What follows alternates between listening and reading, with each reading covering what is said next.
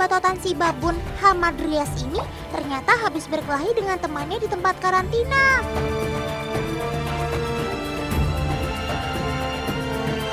Pantas saja paman tadi membawamu ke klinik.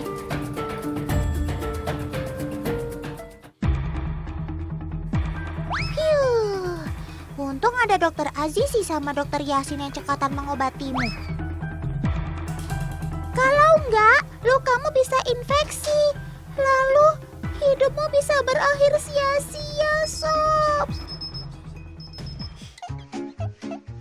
Oh ya teman, ada cara mudah untuk mengenali monyet dengan membaginya menjadi 2 golongan.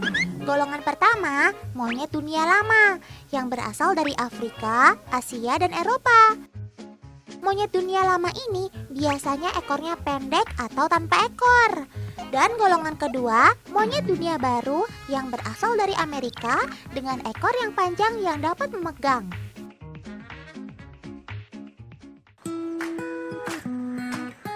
Keluarga monyet dunia lama yang tinggal di Afrika ini, khususnya babun, sifatnya memang agresif, teman.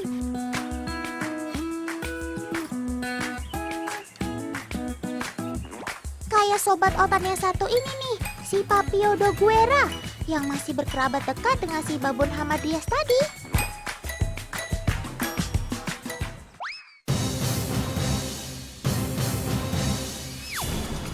Kenapa otan bilang agresif?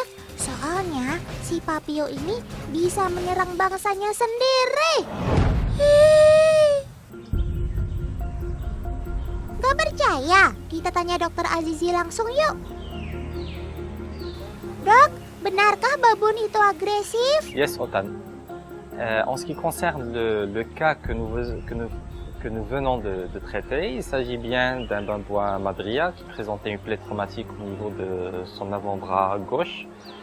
La cause, c'était des problèmes de dominance avec ses congénères. C'est des cas qui sont fréquents au niveau des os. Oke, terima kasih penjelasannya dokter. Siapa yang bisa menyangka ya teman, dengan rata-rata berat 24 kg dan tinggi 50 cm, ternyata babun sanggup menyerang bangsa yang lebih besar. Mengerikan. Babun ini sesuai dengan namanya Doguera atau muka anjing, mudah dikenali dari moncongnya yang seperti anjing. Hidung Doguera juga mengarah ke bawah khas monyet dunia lama. Berbeda dengan jenis monyet dari dunia baru, yang hidungnya rata, lubang hidung terpisah jauh, dan terbuka ke samping.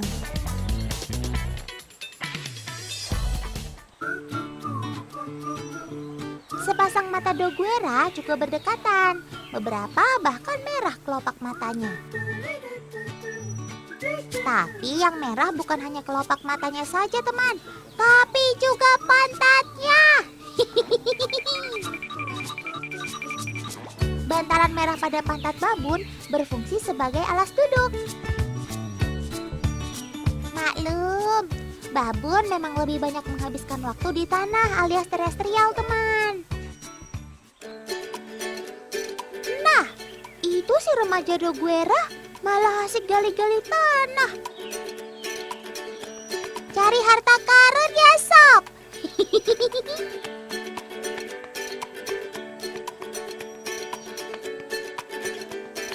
Oh, yang dicari ternyata tanah merah. Ish, apa enaknya itu sob? Ternyata tidak sembarang tanah yang dimakan sama si Doguera. Keluarga monyet dan kera dikenal bisa mengidentifikasikan kandungan tanah yang banyak mengandung mineral khusus, terutama natrium yang paling dibutuhkan tubuhnya teman.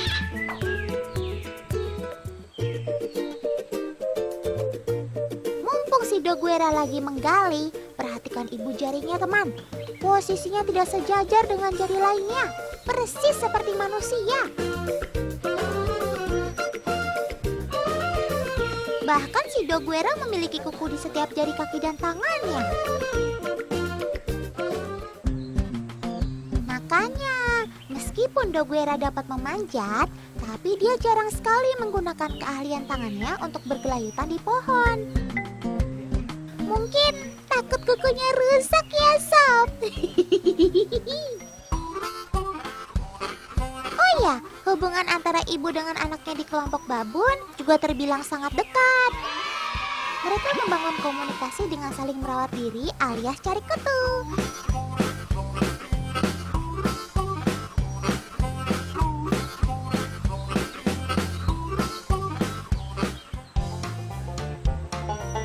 Sementara si jantan sukanya pamer gigi untuk menunjukkan kekuatan dan dominasi.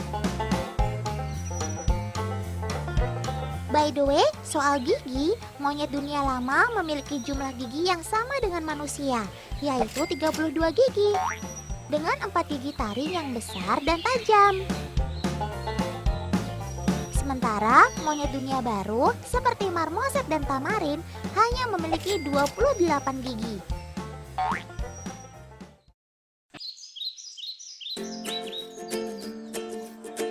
Lain monyet, lain juga lemur, teman.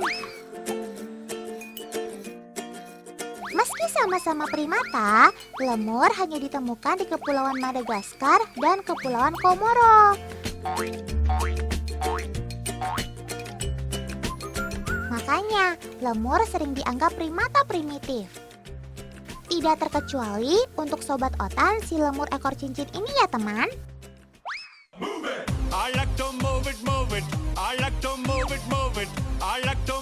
Pemeran King Julian di film Madagaskar ini memang asli dari Kepulauan Madagaskar.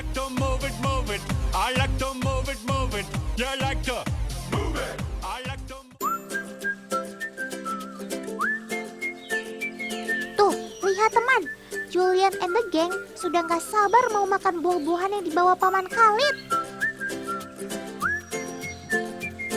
Wah, semua pada rebutan makanan nih. Duh, ada yang bela-belain manjat batang kayu sampai naik ke pundaknya Paman Khalid.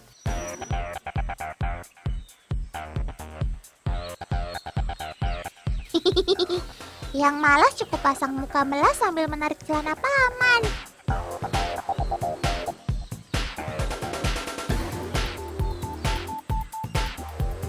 Mur, sabar, nanti kebagian semua kok. Dasar lemur.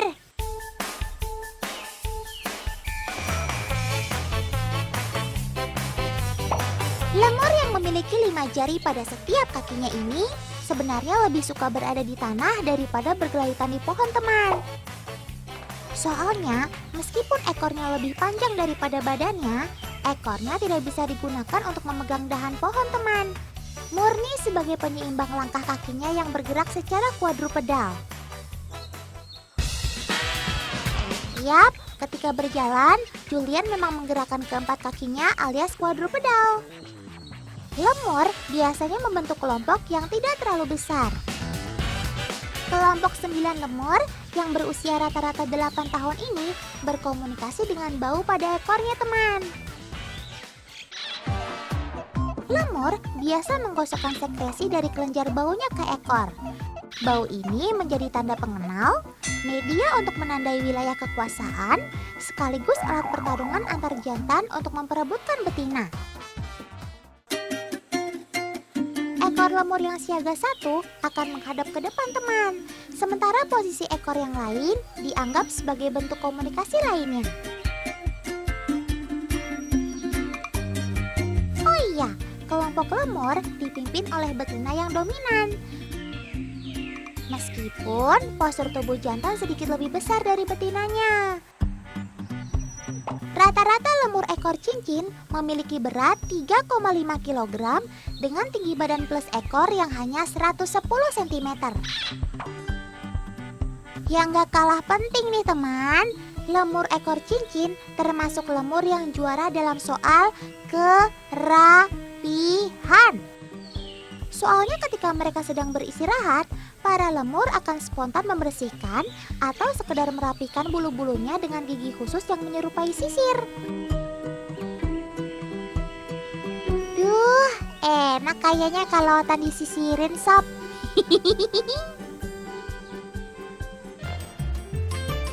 Teman-teman di rumah, meskipun lucu, monyet dan lemur bukanlah peliharaan.